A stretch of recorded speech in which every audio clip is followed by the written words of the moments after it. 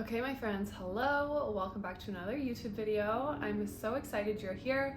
Today I want to talk about 5 things I would never do as a nutritionist. So let's dive in. Now, if you're new here, my name is Kathrine Kofoed. I am a health coach and nutritionist. I have a master's of science in nutrition, and I help people all over the world heal their relationship with food, overcome their struggles with emotional and binge eating, and create truly sustainable habits that last for life. That's what I'm really passionate about. So this was a fun trend that I saw on TikTok going around, and I thought it was a really good time for me to kind of share a bit of my philosophy as a nutritionist, as a health coach, and as a health practitioner overall. I don't think my list is anything revolutionary, but I do think it's maybe a little different from what we're used to expecting from nutritionists and dietitians and health professionals. So that's why I thought this would be fun to share. And I'm really curious to see what you guys think. So leave your thoughts and your feedback for me in the comments, okay? So number 1, the first thing I would never do as a nutritionist is only teach people how to use macro or calorie counting as a way to track their nutrition, okay? And the reason for this, I always tell my clients that macro tracking, calorie counting can be a useful tool if you really know nothing about nutrition, or if your goal is strictly weight loss, or if you're one of those people who is really type A, you really like to know all your numbers, you like to track everything in your life, right? That's where calorie counting and macro counting can be really useful for you. However, I think for a lot of people, certainly in my experience working with hundreds of clients and patients over the past few years, is that I think it overwhelms people. It feels like it's way too much work, and it reduces food to a number and a calculation, right? When in reality, food is so much more. Food is an experience we share. It's an interactive part of our day-to-day life. It's something we derive pleasure from. It's something we obviously get nutrition from. It's something that, depending on the choices we make around it, and also our access and availability to access different foods, and not just buy different foods, but prepare different types of foods, right? All of these factors are changing all the time, and you don't always have control over them. So I think when we tell people like the traditional way of being healthy often is equated with wanting to lose weight, which a lot of people want to learn how to eat nutritiously without necessarily pursuing weight loss as their first priority, right? Which if you do want to pursue weight loss, that's totally fine too, that's wonderful. But I really strive to teach my clients and share with my audience that there are other ways of measuring your nutrition habits besides just calorie counting and macro tracking. I teach this inside my program, The Method Healthy Habits for Life. I teach this to one-on-one clients. A few of these ways are, for instance, how many plants are you eating throughout the day? How many servings of fruits and vegetables are you eating throughout the day? What does your fiber intake look like, right? Are you having protein with each meal? Do you know how to build a healthy, balanced, and satiating meal?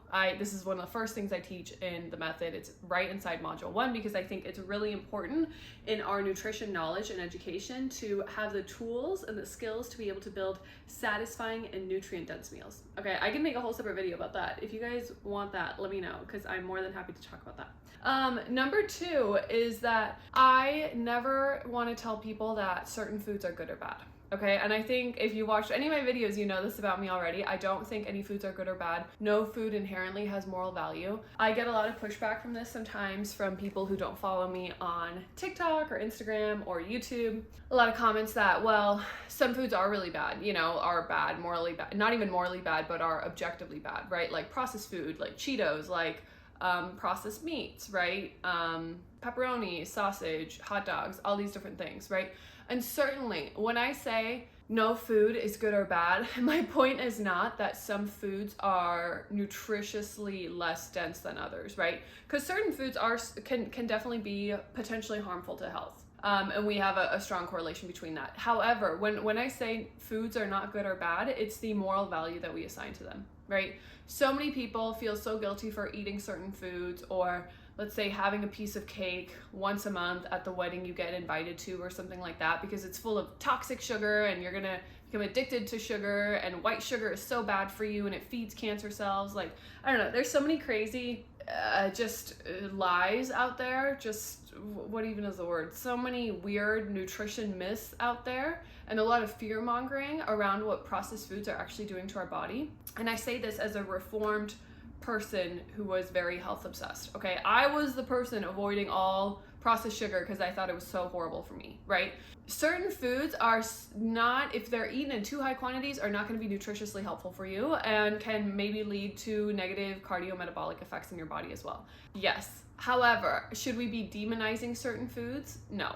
At the end of the day, that's not going to help us at all. So I take a very moderate approach to things instead, saying and encouraging everyone to eat nutritiously dense foods, but also to include foods that are really satisfying and satiating to you. So I share this with my audience and my clients all the time. One of my favorite foods are chips. I have chips probably 4 or 5 days a week, right? I don't really keep track of it. I keep them in my pantry. It used to be a big trigger for me to binge. Now I have like a few with my dinner if I want, or I have a few in the afternoon if I want a salty snack, right? So those chips are making up such a small percentage of my diet that yes, it's a processed food, and yes, it's high in fat, but it makes up a part of my very well-balanced and overall very nutritious diet, so it's fine for me to include them. And I'm at this point in my life, I'm not too worried about it, right?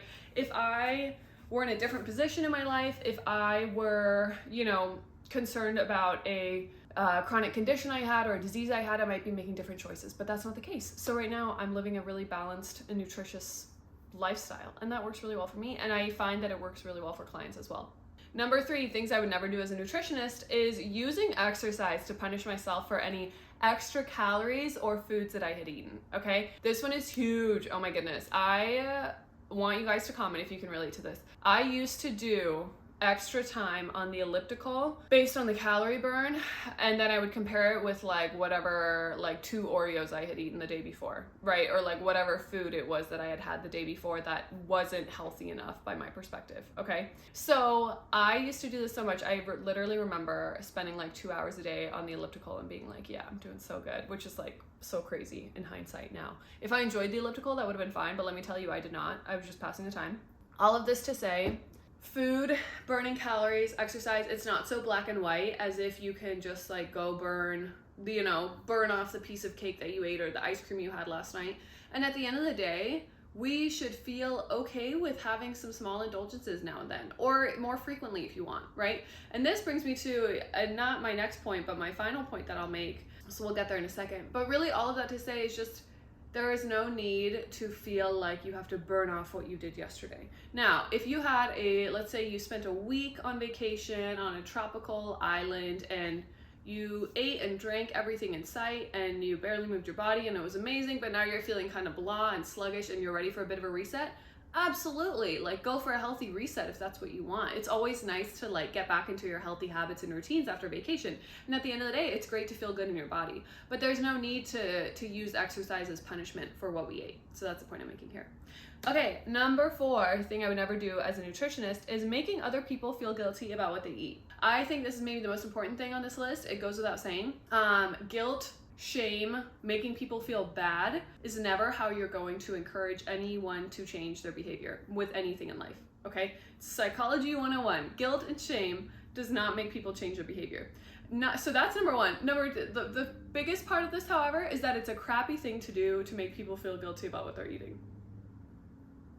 That's it, point blank. You really don't want to be that person food shaming someone else at a party or telling one of your friends that what they're eating isn't healthy enough, or like, oh my gosh, aren't you worried about your weight? Or like, oh gosh, I could never eat that, but you're so brave. Like, making these underhanded comments. No one wants to be around that person, and quite frankly, it's like really rude and mean, and we should all stop doing it immediately. So I'm assuming if you're watching this video, you probably don't do that, but I am guessing we all know people who have been like that. So I'm very curious about that.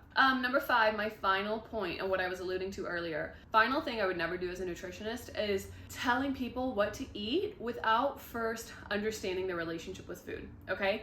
Now, I don't even tell people what to eat so much. I help my clients figure out, based on their likes, their desires, their preferences, their cooking skills, their weekly routines, their time that they have available, right? All these different factors influence what I recommend that they eat and how they nourish their body.